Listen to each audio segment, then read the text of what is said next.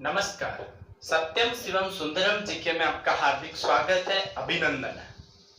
हम भारत के संविधान के बारे में चर्चा कर रहे थे, जिसमें हमने भारतीय संविधान का भाग 1 संघ और उसके राज्य क्षेत्र अनुच्छेद 1 से 4 पढ़े। भारतीय संविधान का भाग 2 अनुच्छेद 5 से 11 हमने नागरिकता के बारे में बात की। इसी टॉपिक में हम नागरिकता के बारे में चर्चा करेंगे। जो आज का हमारा टॉपिक है वो है कि भारत की नागरिकता कैसे प्राप्त की जा सकती है, कौन से वो तरीके हैं जिनसे भारत की नागरिकता प्राप्त होती है और कौन से तरीके हैं जिनसे भारत की नागरिकता समाप्त होती है। चर्चा करते हैं। अगर आपने मेरे चैनल को सब्सक्राइब नहीं किया है तो कृपया चैनल को सब्सक्राइब करें और बेल आइकन को जरूर दबाएं, जिससे आने वाले वीडियो की नोटिफिकेशन आपको मिलती रहे। हम संपूर्ण जानकारी प्राप्त करेंगे। तो आइए चर्चा करते हैं कि कौन से तरीके हैं जिनके तहत भारत की नागरिकता प्राप्त हो सकती है। तो यहाँ पे भारत की नागरिकता प्राप्त करने के लिए, जो सिटीजनशिप प्राप्त करने के लिए 5 तरीके हैं। कौन से वो 5 तरीके हैं, आइए चर्चा करते हैं।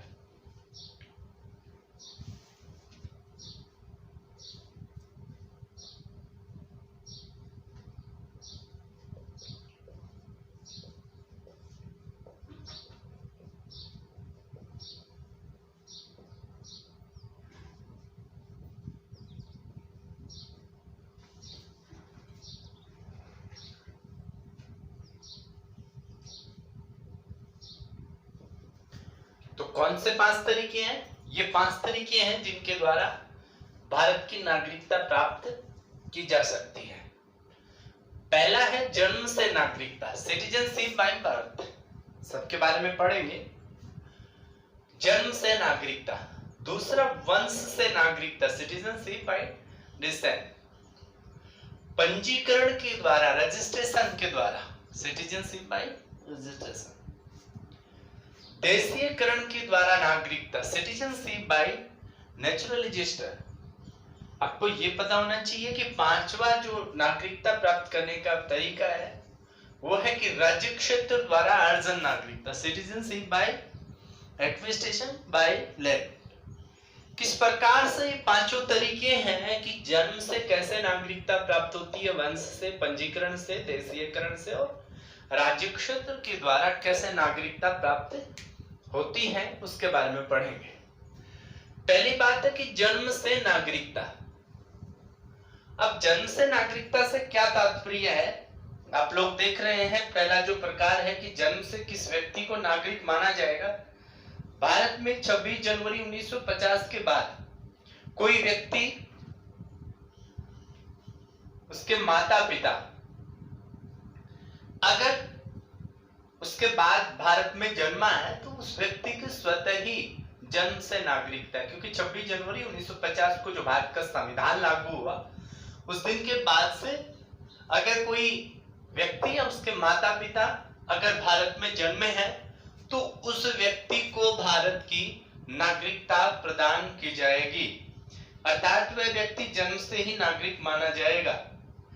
परंतु यहाँ कुछ अपवाद हैं इस विधि में। इस विधि में कुछ अपवाद हैं। कुछ अपवाद क्या है? ये जो जन्म से नागरिकता है, इसमें पहला अपवाद है कि यह विधि वहां लागू नहीं होती जहां जन्म के समय शिशु के पिता किसी दूसरे देश या शत्रु देश में राजनयिक हो। यानी उसके पिता किसी दूसरे देश में या शत्रु देश में राजनयिक हो, या फिर दूसरी बात यह है कि वह व्यक्ति भारत के उस हिस्से में उस शिशु ने जन्म लिया है जो भारत के शत्रु देश के अधीन हो। यानी कहने का मतलब ये है, जैसे अक्षय चीन और पाक अधिकृत कश्मीर, उसमें पैदा होने वाला वह व्यक्ति, क्योंकि वो व्यक्ति फिर भारत आ जाएगा, तो जहां उसने जन्म लिया है, जो शत्रु देश ने जिस भाग पे अधिकार किया है उस भाग में अगर उसने जन्म लिया है तो उस व्यक्ति को नागरिकता नहीं मिलेगी। क्यों? है तो भारत में ही, भारत में जन्म लिया है, परंतु इसमें 2 कंडीशन, 2 अपवाद है।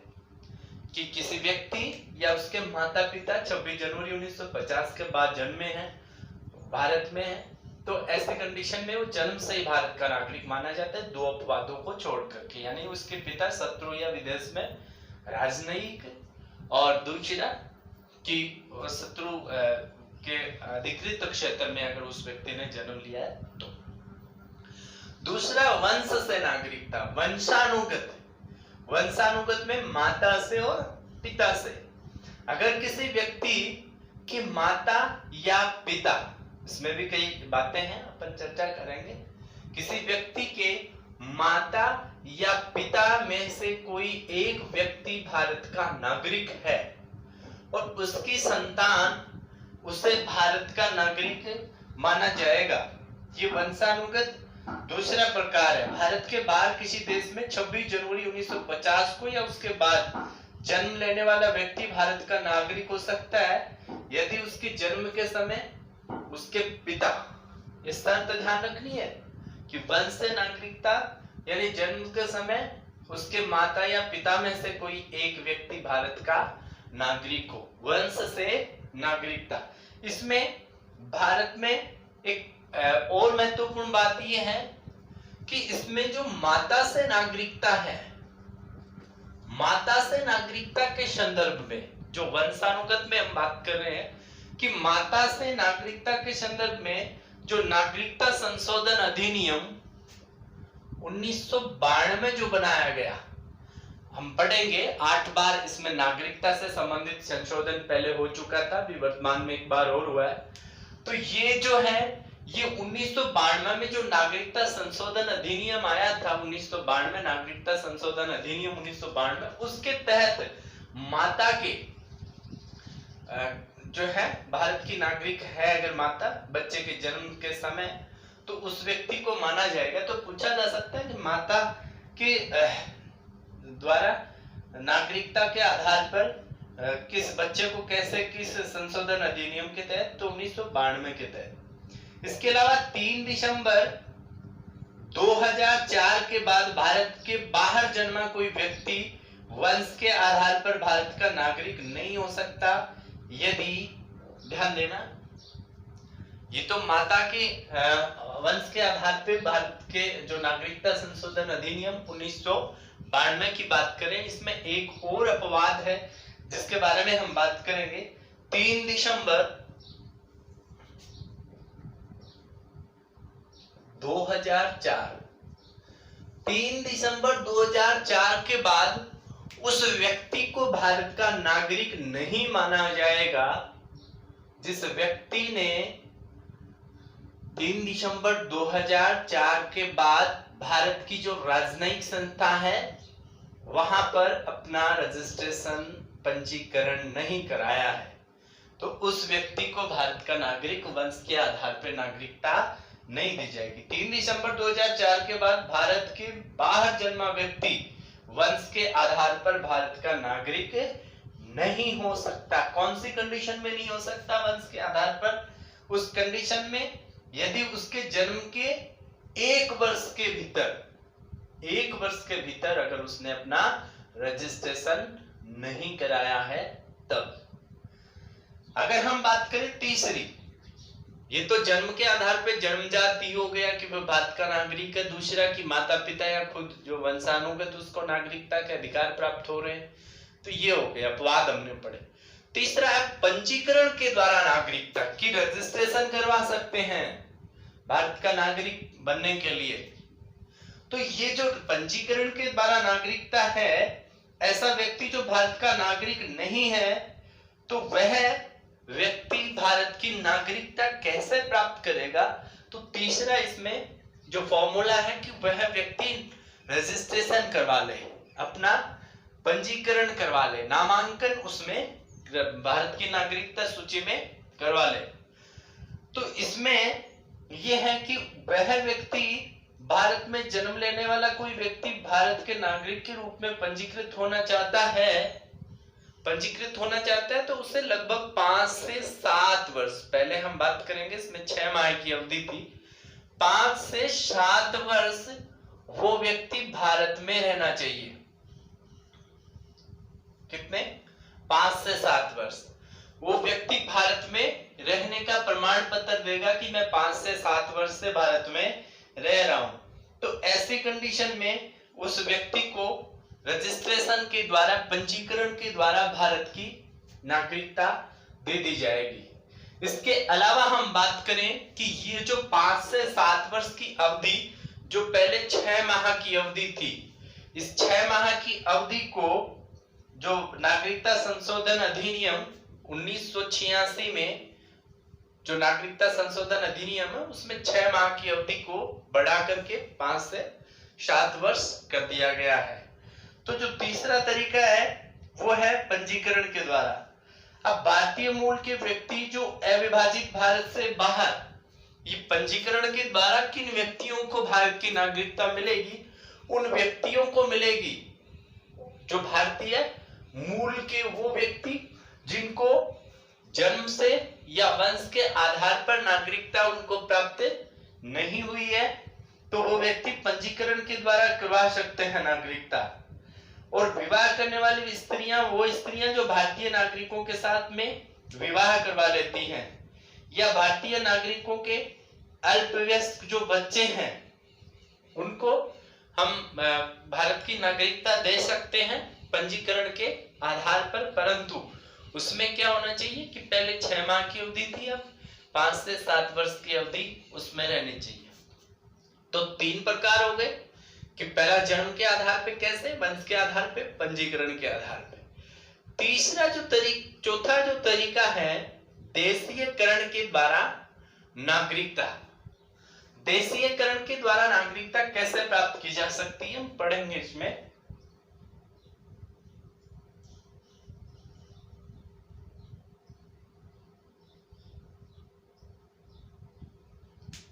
देशीयकरण के द्वारा मतलब कि वो व्यक्ति इस देश का हो जाएगा परंतु वो इस देश का नहीं है।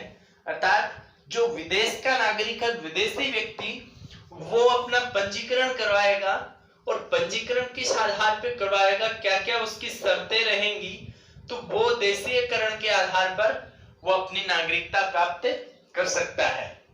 यानी किसी विदेशी नागरिक के द्वारा भारत सरकार को आवेदन करके भारतीय नागरिकता प्राप्त की जा सकती है। परंतु इसमें भी ध्यान देने की बात है कि इसमें नागरिकता के संदर्भ में कई शर्तें हैं। आप ध्यान देंगे कि देशीयकरण के द्वारा जो नागरिकता प्राप्त होगी उसमें कई शर्तें हैं। पहली शर्त यह है कि वे उस देश का नागरिक होना चाहिए, उस देश का नागरिक होना चाहिए, उस देश का नागरिक होना चाहिए जिस देश में भारत की नागरिकता प्राप्त करने में कोई दिक्कत नहीं हो। यानी भारत ने जिन देशों को नागरिकता देने के लिए मना किया हुआ है वो उस देश का नागरिक नहीं होना चाहिए, उस सूची में नहीं होना चाहिए कि नहीं हम इन देशों के नागरिकों को भारत की नागरिकता नहीं देंगे, उस देशों की सूची में वो व्यक्ति नहीं होना चाहिए। दूसरा, उस देश का नागरिक वह व्यक्ति उसने अपने देश के नागरिकता यानी जिस देश का है उस देश की नागरिकता का उसने क्या कर दिया है, त्याग कर दिया है कि भाई ठीक है हमने इस देश की नागरिकता छोड़ दी है, हम भारत की नागरिकता प्राप्त करना चाहते हैं। तो ऐसे कंडीशन में भी उस व्यक्ति को ये शर्त भी पूरी होनी चाहिए। तीसरी बात है कि उसे अपना जो रजिस्ट्रेशन करवाया है, यानी अपना रजिस्ट्रेशन जो करवाया है, पंजीकरण करवाया है, उस पंजीकरण करने वाली दिनांक के 1 वर्ष पूर्व, 1 वर्ष उसको हो गया कम से कम भारत में रहते हुए, अपना प्रमाण पत्र देना पड़ेगा कि मेरे को 1 साल भारत में रहते हुए हो गए।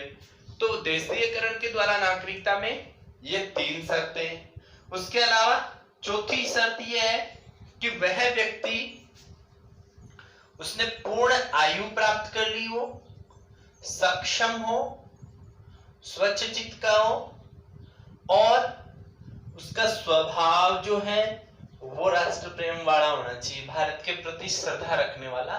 हम आगे और पढ़ेंगे कि वह व्यक्ति, उस व्यक्ति को सक्षम है और उसका व्यवहार है वो उसमें किसी प्रकार की कोई कुंठा नहीं है राष्ट्र के प्रति, तो उस व्यक्ति को चौथी शर्त है ये भी वह पूरी करना चाहिए।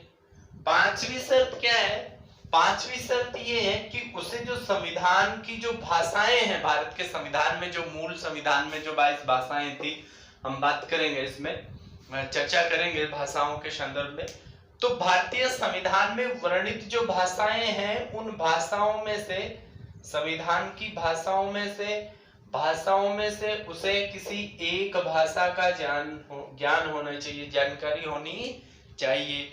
उस एक भाषा के बारे में वह थोड़ी बहुत जानकारी, अच्छी जानकारी है वो रखता हो, जो संविधान की, क्योंकि जो व्यक्ति जो भारत की भाषा ही नहीं समझता तो उससे भारत का नागरिक कैसे बनाएंगे।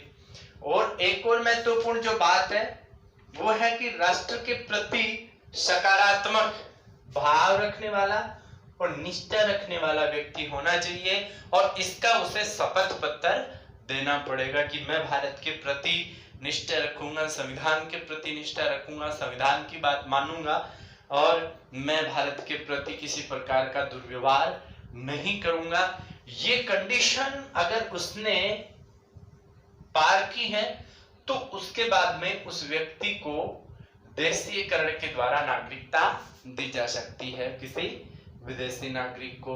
तो ध्यान देना कौन सी कंडीशन है चौथे में, कि उसे उस देश की नागरिकता दी जाएगी जो भारत में जिस नागरिकता देने में का कोई आपत्ति नहीं है। दूसरा, अपने देश की नागरिकता का त्याग किया हो। तीसरा, कि पंजीकरण करवाने से 1 वर्ष पूर्व वो भारत में रह रहा हो। और चौथा, कि पूर्ण आयु प्राप्त कर लिए सक्षम है। और पांचवा, कि भारत के संविधान में वर्णित भाषाओं में से एक भाषा की जानकारी रखता हो। और चौथी बात यह है कि भारत के संविधान के प्रति निष्ठा बनाए रखने की और निभाने की, इन सारी चीजों का शपथ पत्र उसे देना पड़ेगा। अगली बात हम करें तो पांचवा जो प्रकार है वो राज्य द्वारा अर्जन, राज्य क्षेत्र द्वारा अर्जन। ध्यान देना, क्षेत्र द्वारा अर्जन, यानी कहने का मतलब है कि वे राज्य क्षेत्र जो भारतीय संघ में शामिल हो गए हैं या शामिल कर लिया जाता है, तो ऐसी कंडीशन में उन क्षेत्रों के निवासियों को भारत की नागरिकता प्रदान कर दी जाएगी। जैसे सिक्किम है, ये भारत संघ का राज्य का जो सहायक राज्य था, लेकिन आपको पता होना चाहिए जब सिक्किम को भारतीय संघ में शामिल कर लिया गया, सिक्किम को भारतीय संघ में जब 1974 में शामिल किया, तो उसके बाद में ये जो सिक्किम है, तो सिक्किम के जो नागरिक है वो भारत के नागरिक कहलाने लग गए। इसके पहले जो सिक्किम है ये भारत संघ का एक सहायक राज्य हुआ करता था। तो ऐसी कंडीशन में जो उस व्यक्ति को भारत की नागरिकता है वो प्रदान कर दी जाएंगी। तो राज्य क्षेत्र द्वारा अर्जन का मतलब वो क्षेत्र जो भारतीय संघ में शामिल हो जाएंगे। तो भारतीय संघ में शामिल हो जाएंगे इसका मतलब वो भारत के क्षेत्र में आएंगे और उसे भारत की नागरिकता प्राप्त हो जाएगी। तो ये 5 प्रकार हैं जिनके द्वारा भारत की नागरिकता प्राप्त हो सकती है। पहला, कि वह व्यक्ति जन्म से ही 26 जनवरी 1950 से ही उस व्यक्ति का जन्म, माता या पिता का जन्म हुआ हो, तो वंश के आधार पर 26 जनवरी 1950 से किसी व्यक्ति के माता या पिता दोनों में से माता का, यानी पहले पिता का ही था, माता का 1992 से, याद रखना। पंजीकरण के द्वारा नागरिकता, पंजीकरण के द्वारा का मतलब वो रजिस्ट्रेशन करवाए। अब रजिस्ट्रेशन करवाने के लिए पहले 6 माह की अवधि थी, वो 5 से 7 वर्ष तक वो भारत में रहा हो। उसके बाद में देशीयकरण के द्वारा नागरिकता, देशीयकरण के द्वारा मतलब इन शर्तों को पूरा करेगा तो उसको नागरिकता है वो दे दी जाएगी। और पांचवा, कि वो किसी राज्य क्षेत्र को भारत संघ में शामिल कर लिया जाए। तब ये थी भारत की नागरिकता प्राप्त करने संबंधी। अब हम पढ़ेंगे कि भारत की नागरिकता तो प्राप्त हो सकती है, परंतु नागरिकता की समाप्ति कैसे हो, तो इसके लिए हम चर्चा करते हैं। पढ़ते हैं कि किस प्रकार से भारत की नागरिकता समाप्त की जा सकती है। तो भारत की नागरिकता समाप्त करने के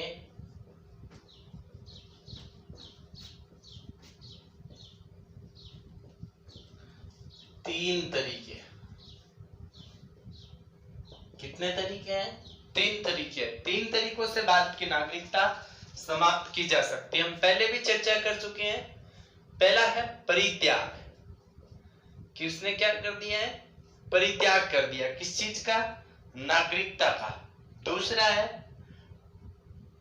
पर्यावसान,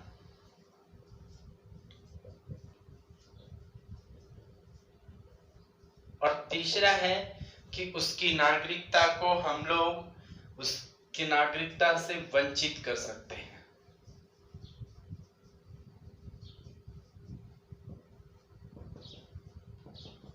ये 3 तरीके हैं जिनसे नागरिकता समाप्त हो जाती है। विस्तार से पढ़ेंगे। पहली बात तो है कि किसी व्यक्ति ने ये स्वयं घोषणा की है, स्वचित्त से घोषणा की है कि मैंने किसी दूसरे देश की नागरिकता प्राप्त कर ली है, इसलिए आप मेरी भारत की नागरिकता को समाप्त कर दीजिए। व्यक्ति ने दूसरे देश में गया, दूसरे देश में जाकर के उसने नागरिकता प्राप्त कर ली, तो उसे भारत की नागरिकता समाप्त कर देंगे उसकी, ठीक है, उसने ये घोषणा की है।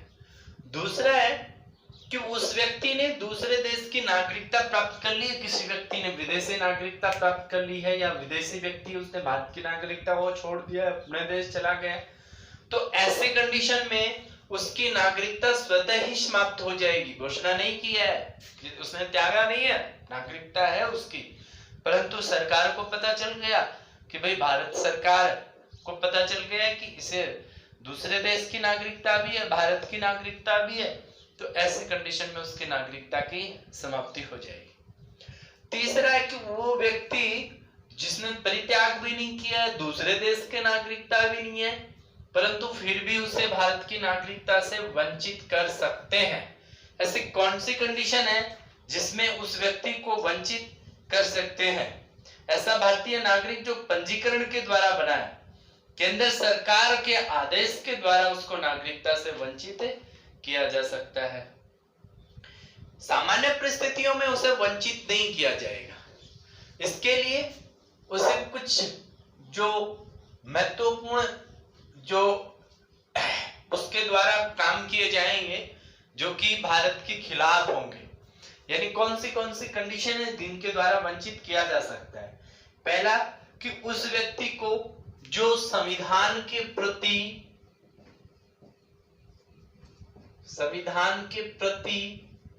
निष्ठा नहीं रखता, वह व्यक्ति जो संविधान के प्रति निष्ठा नहीं रखता, संविधान का उल्लंघन करता है, आस्था नहीं रखता है, ऐसे व्यक्ति को भारत के संविधान की आस्था नहीं रखने वाले या निष्ठा नहीं रखने वाले, नहीं मानने वाले व्यक्ति को वंचित किया जा सकता है। दूसरा कि किसी शत्रु देश आक्रमण हो गया, अन्य कोई चीज हो गई, उसमें किसी व्यक्ति ने शत्रु देश की मदद कर दी या गुप्त जानकारियां हैं जो किसी शत्रु देश को देता है, तो ऐसी कंडीशन में उसे भारत की नागरिकता से वंचित किया जा सकता है। तो युद्ध के समय शत्रु देश की मदद करने वाले ऐसे कंडीशन में कोई भी व्यक्ति हो सकता है। तीसरा, यदि किसी व्यक्ति ने छल, कपट या असंवैधानिक विधि से उसने नागरिकता प्राप्त कर ली है, ऐसी विधि के मतलब शर्तों को उसने पालन नहीं किया और छल कपट से उसने भारत की नागरिकता प्राप्त कर ली है, तो ऐसी कंडीशन में उस व्यक्ति को भी भारत का नागरिक नहीं माना जाएगा। दूसरी बात है कि उस व्यक्ति, जैसे हमने पढ़ा चौथा जो प्रकार पढ़ा देशीयकरण के द्वारा, उस देशीयकरण के द्वारा जब उसको नागरिकता दी जा रही है तो उस व्यक्ति को देशीयकरण से नागरिकता देने के दौरान हम पढ़ेंगे कि 5 वर्ष की जो अवधि है, जब हमने नागरिकता दी है उसको, जैसे मान लीजिए इस साल हमने नागरिकता दी है, उस नागरिकता देने वाले जो 5 साल हैं, उन 5 किसको दी हमने? विदेशी नागरिक को दी। उन 5 साल में जैसे मान लीजिए किसी को तीसरे साल ही किसी दूसरे देश के द्वारा 2 वर्ष या उससे ज्यादा की सजा सुना दी, तो ऐसी कंडीशन में उसकी नागरिकता है उसको रद्द कर दिया जाएगा। ध्यान देना, 2 वर्ष या उससे अधिक सजा ऐसे कंडीशन में, क्योंकि हमें तो पता ही नहीं है ना कि ये दूसरे देश का नागरिक है, उसके खिलाफ कोई मुकदमा चल रहा है, क्या है, किस प्रकार का है, तो हमने ये 5 साल वाला ये जो रखा है प्रावधान कि हम जो है 5 साल देशीयकरण के द्वारा हम उसको शर्तों का पालन उसने कर लिया है, उसे भारत की नागरिकता दे दी। परंतु इन शर्तों में भी ध्यान देने की बात यह है कि इन शर्तों के देने के बावजूद वो 5 साल के भीतर अगर दूसरे देश के द्वारा उसे 2 वर्ष या उससे अधिक का जो सजा सुनाई जाती है तो उसकी नागरिकता समाप्त कर दी जाएगी। इसके अलावा किसी दूसरे देश के साथ ध्यान देना कैसे वंचित किया जाएगा, तो दूसरे देश के किसी महिला या पुरुष के साथ भारत देश का निवासी या वह व्यक्ति जो दूसरे देश के नागरिक के साथ विवाह कर लेता है तो ऐसी कंडीशन में उस व्यक्ति की भी नागरिकता समाप्त कर दी जाएगी। तो विवाह करने पर भी उसकी, इसके अलावा जो अगला है कि वह व्यक्ति 7 वर्ष या उससे अधिक वर्ष तक वो भारत से लगातार बाहर रहता है, भारत से उसका कोई संपर्क नहीं होता है, तो ऐसी कंडीशन में ये माना जाता है कि उसने भारत की नागरिकता का परित्याग कर दिया है, उसकी नागरिकता समाप्त की जा सकती है। तो ये जो प्रकार है हम ध्यान देंगे, ये शर्तें हैं प्रमुख। इन शर्तों को अगर कोई फॉलो नहीं करता है तो उस व्यक्ति की हम नागरिकता है हम उसको वंचित कर सकते हैं। संविधान के प्रति निष्ठा नहीं बनाए रखने वाले की, युद्ध आदि के समय शत्रु देश की मदद करने वाले की, छल कपट से नागरिकता लेने वाले की और देशीयकरण के द्वारा नागरिकता प्राप्त होने पर 5 वर्ष के भीतर दूसरे देश के द्वारा उसे 2 वर्ष या अधिक जो समय का उसे दंड मिला है या दूसरे देश के नागरिक के साथ में विवाह किया है और वह लगातार 7 वर्ष या उससे अधिक समय तक भारत से बाहर रहा है, तो ऐसे व्यक्ति को भारत की नागरिकता से वंचित किया जा सकता है। तो ये 3 तरीके हैं जिनके द्वारा भारत की नागरिकता को समाप्त किया जा सकता है। और भी टॉपिकों के बारे में हम चर्चा करेंगे, तब तक के लिए धन्यवाद।